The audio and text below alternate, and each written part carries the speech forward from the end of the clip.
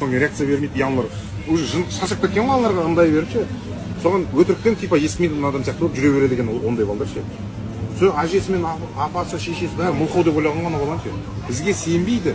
Әрең көндірдік әжесін ше. Әжесі беріп жүрді. Қинап анау баланы беріп жүрді.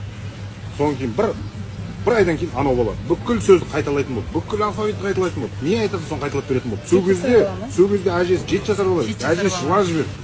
Магний водородпен ғана, иә? Тек магний водородпен. Қазір хэппилайн қосып, қазір екінші экономдай береді, экономдағыштар жаңағы. Бір-ақ капсула. Біз қашан айтқанбыз, 2 капсуладан бер, азанда кешке бер. Жоқ, көмек. Ақырында жұмекмет подарок ете салшы біреуін дедім.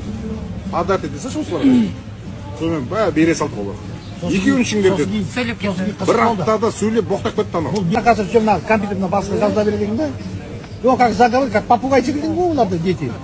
Попугай сөйлейді ғой тут. Үйдегілер қалай сөйлесе, попугай солай сөйлейді. И дети тоже. Все, он, видимо, слышит, понимал, да, слова уже блядь, ну, высказать не может. Не может, выстрелить не может ребенок. А здесь начал уже.